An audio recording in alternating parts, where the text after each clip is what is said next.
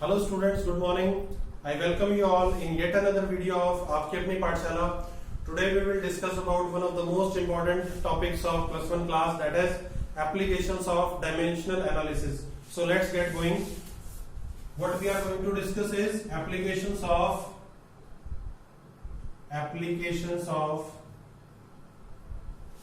dimensional analysis.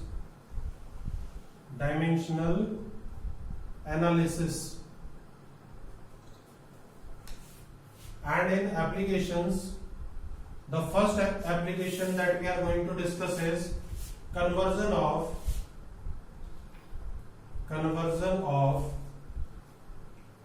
one system of units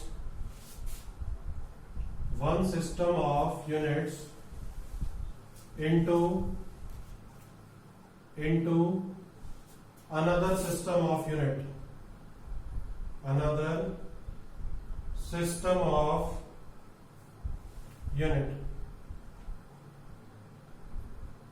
One system of units into another system of unit. Right? अब देखिए students, हम कैसे करेंगे. तो सबसे पहले तो हम फॉर्मूला ड्राइव करेंगे. उस फॉर्मूला में हम ये देखेंगे कि एक सिस्टम को हम दूसरे में कैसे कन्वर्ट कर सकते हैं.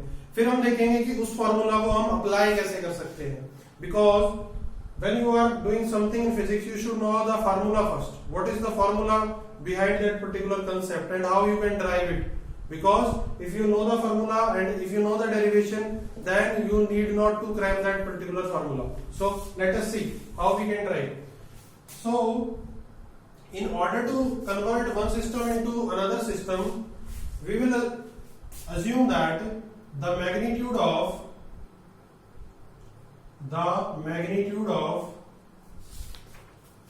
physical quantity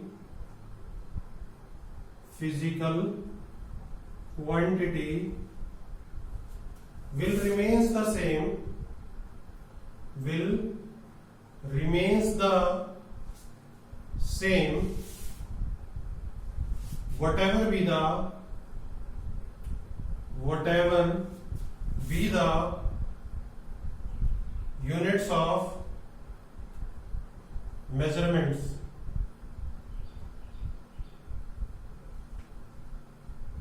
Whatever be the units of measurement, or rather you can say not units, whatever be the system of measurements. System of measurement, not units, right? So you can write that is Q is equal to N1 U1 equal to N2 U2.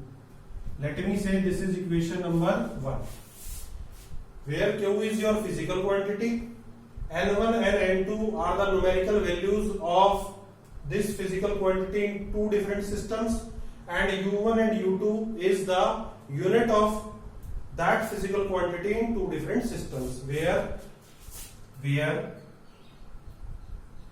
Q is the physical quantity,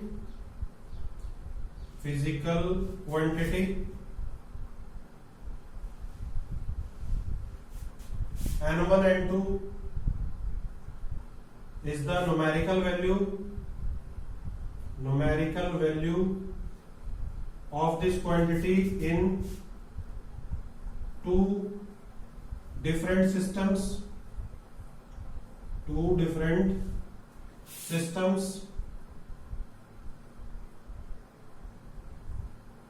and U1 and U2 units of quantity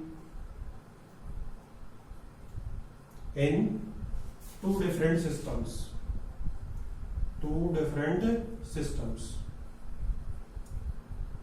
system of units हमने discuss किए थे students हमारे last lecture में, right? तो अब देखिए, magnitude अगर change नहीं होगा, सिस्टम ऑफ मेजरमेंट जो आपके पास अगर कुछ भी है, तो देखिए हम इसको फर्दर कैसे कर सकते हैं. देखिए स्टूडेंट्स, इसमें हम देखेंगे कि हमारे पास हमने लिया Q is equal to N1 U1 equal to N2 U2. अब देखिए, let M1 comma L1 comma T1 be the fundamental units of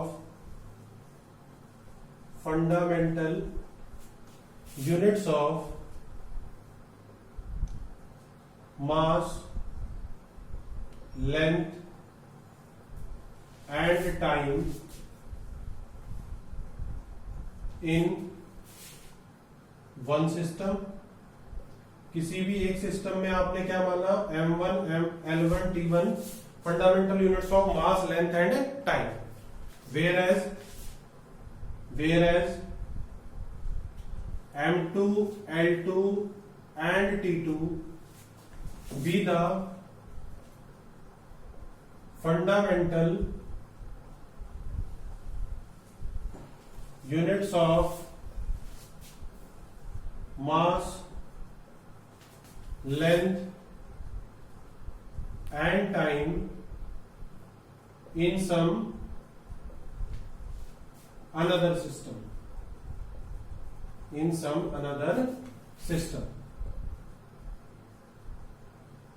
ठीक है students.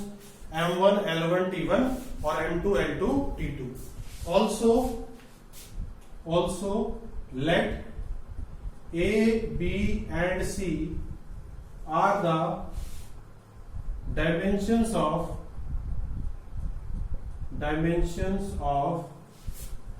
that physical quantity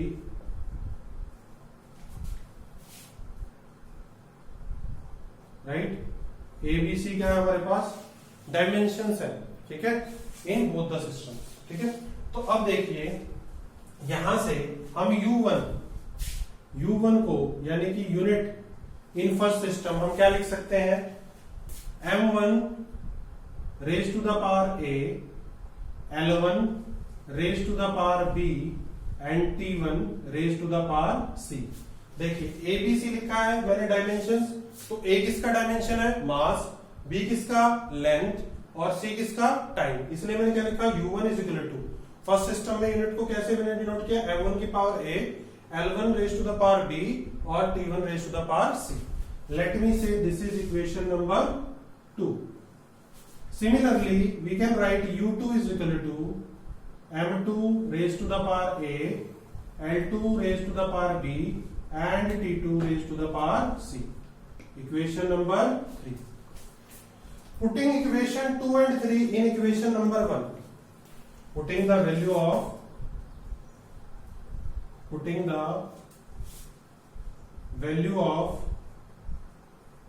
equation 2 and 3 in equation 1. देखिए इक्वेशन 1 क्या है, L1 U1 equal to L2 U2, L1 U1 is equal to N2 U2 है। यहां से students अगर आप वैल्यू निकालें किसकी, N2 की, तो N2 को आप क्या लिख सकते हैं, N2 will be equal to हमारे पास क्या होगा, N1 U1 डिवाइडेड बाय क्या हो जाएगा, U2। N2 is equal to N1 U1 by U2। Value put कर देंगे किसकी, U1 एंड U2 की, ठीक है। वैल्यू पुट कर देते हैं U1 और U2 की। देखिए क्या होगा हमारे पास, after putting the value of U1 and U2 what we will get, देखिए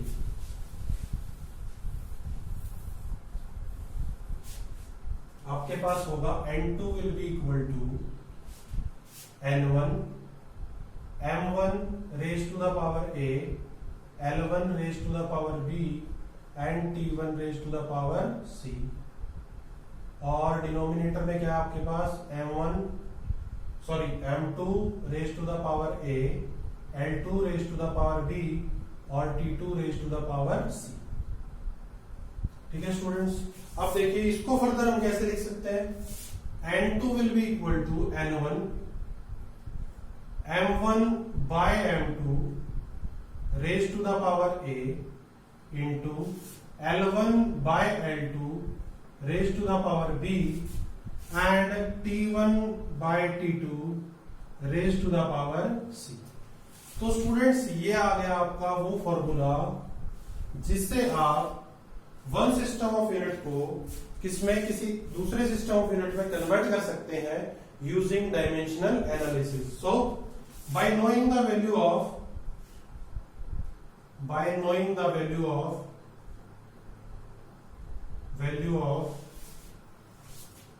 n1 m1 l1 t1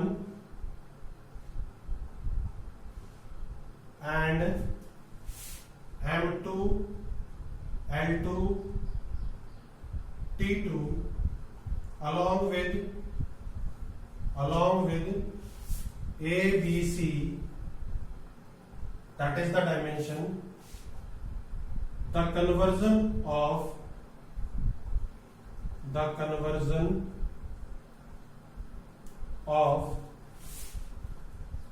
one system of unit into another system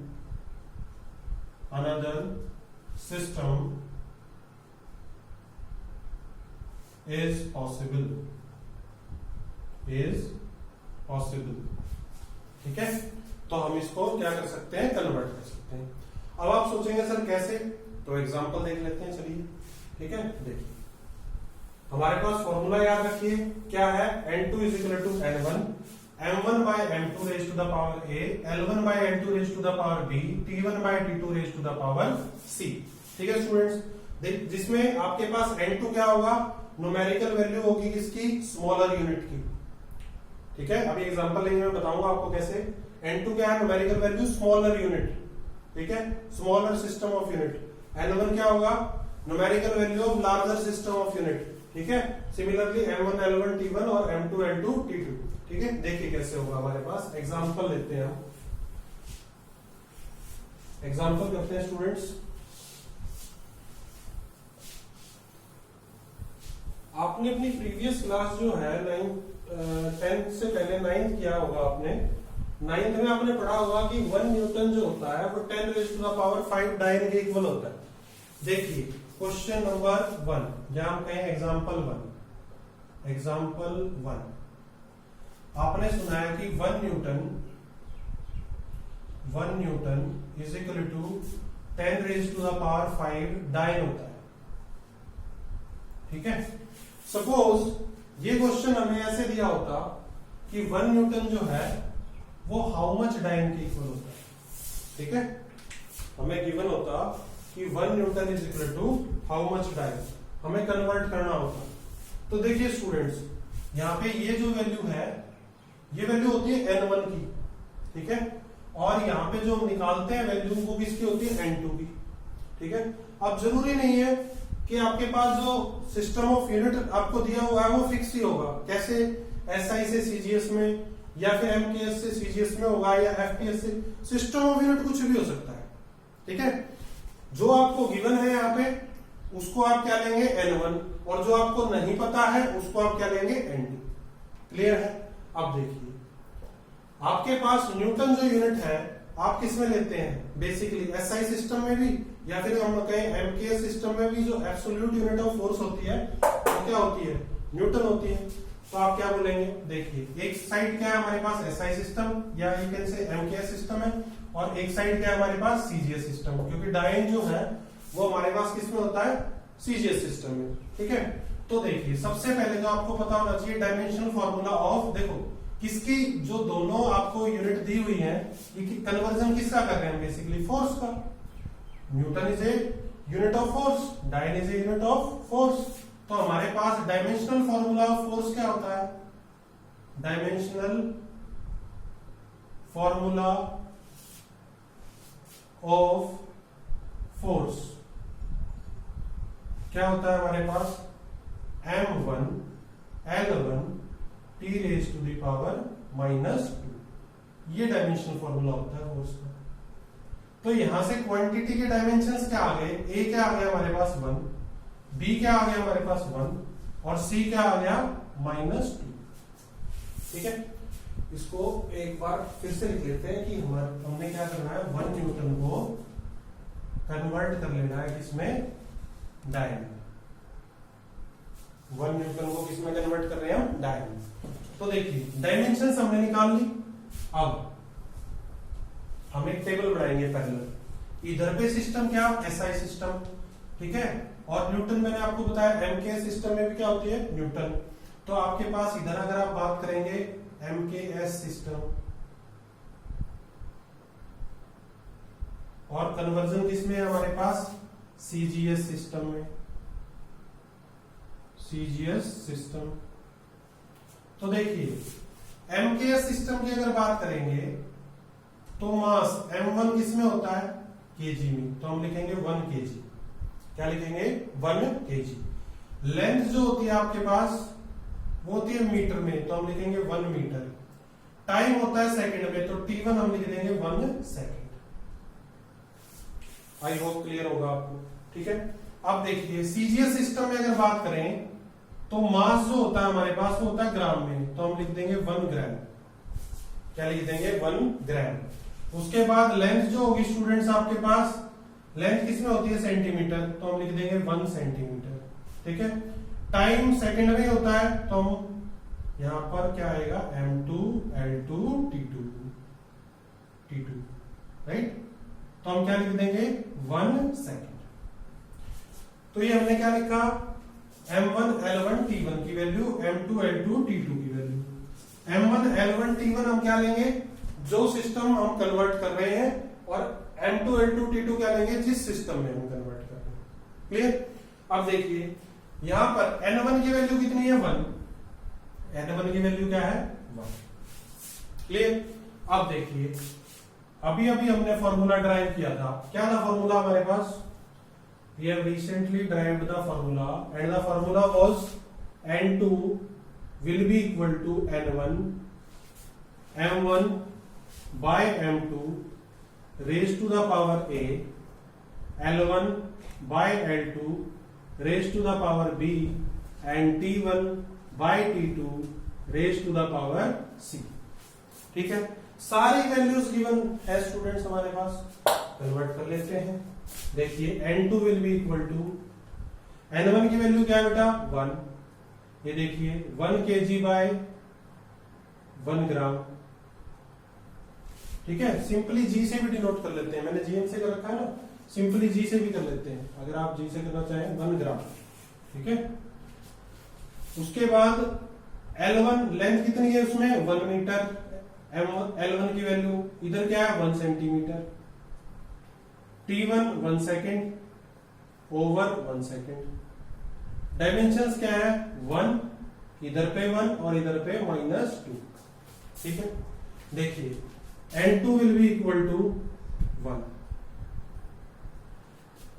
1 kg में कितने ग्राम होंगे आपके पास, 1000 gram divided by 1 gram. 100 centimetre होते हैं, centimetre power 1 over 1 centimetre power 1 second over 1 second power -2, ठीक है। देखिए ग्राम से ग्राम कैंसिल, सेंटीमीटर से सेंटीमीटर कैंसिल, और सेकंड से सेकंड कैंसिल। तो आपके पास क्या हो गया, n2 will be equal to, ये क्या हुआ, 10 रेज टू द पावर 3। देखिए 1000 है ना, क्या लिख सकते हैं, 10 raise to the power 3 into 10 raise to the power 2, और इंटू ये क्या बचा, 1 की पावर -2 मतलब 1। तो आपके पास n2 कितना आ गया, 10 raise to the power 5। Numerical value in second system कितना आ गया, 10 रेज टू द पावर 5। तो सर यहाँ पे क्या लिख देंगे कि 1 न्यूटन किसके इक्वल होता है, 10 raise to the power 5 dyne के इक्वल होता है। किसके equal, 10 raise to the power 5 dyne के। आई होप क्लियर होगा। सेकंड एग्जांपल देखते हैं हम, ठीक है। ये था फर्स्ट एग्जांपल, कैसे कन्वर्ट करेंगे आप, इजी था। आई होप आपको समझ में आया होगा। इसको एक बार नोट करिएगा, उसके बाद इसको खुद से ट्राई करके देखिएगा, क्योंकि जब तक आप खुद ट्राई नहीं करेंगे ना, you will get nothing out of physics, ठीक है। आप सोचेंगे लेक्चर देख लिया, अगर आप नोट्स नहीं बनाएंगे you will lose 60 to 70% of your concept. Notes बनाने के बाद आप रिवाइज नहीं करेंगे, you will lose everything. Keep that in your mind. If you will revise at certain times you will gain something. If you will not revise at particular times, you will gain nothing. So next example number 2, right, will convert 1 joule into अर्ग। Joule को किस में convert कर रहे हैं? अर्ग में। आपने डायमेंशनल एनालिसिस मेरे साथ पढ़ा है। डायमेंशनल एनालिसिस में आपको पता होगा कि जूल जो होता है किसकी यूनिट होती है? एनर्जी की, वर्क की या एनर्जी की, दोनों की क्या होती है मेरे पास? जूल। और अर्ग भी किसकी यूनिट होती है? वर्क या फिर एनर्जी। फर्क क्या होता है? जूल होती है एसआई सिस्टम में और अर्ग होती है किसमें? सीजीएस सिस्टम में। अब देखिए 1 जूल जो होगा कितने अर्ग के इक्वल होगा? कन्वर्ट करेंगे। सॉल्यूशन देखिए, सॉल्यूशन तो dimensional formula of energy, dimensional formula of energy. देखिए बेटा, एनर्जी का डायमेंशनल फॉर्मूला क्या होता है हमारे पास? m1 l2 और t-2। ये डायमेंशनल फॉर्मूला है। यहां से सबसे पहले क्या निकालेंगे? डायमेंशन a1 b2 और c-2। आधा काम हो गया। अब देखिए बचा हुआ काम कैसे होगा हमारा? 2 सिस्टम, इधर पे कौन? SI system. एसआई सिस्टम से किसमें कन्वर्ट कर रहे हैं हम? सीजीएस सिस्टम में। तो हम क्या लिख लेंगे? m1 l1 t1 और m2 l2 t2। m1 l1 t1 और साथ में क्या लिख लेंगे? m2 l2 t2। ठीक है, तो देखिए अभी किया था। एसआई सिस्टम में केजी, L1 हमारे पास क्या होगा? मीटर में, टाइम सेकंड में, सीजीएस में मास ग्राम में, ठीक है, लेंथ सेंटीमीटर में और टाइम सेकंड में। इतना काम डन हो गया। अब देखिए यहां क्या दे रखा है? 1। तो N1 कितना है हमारा? 1। N1 will be equal to 1। देखिए students, using the formula again using the formula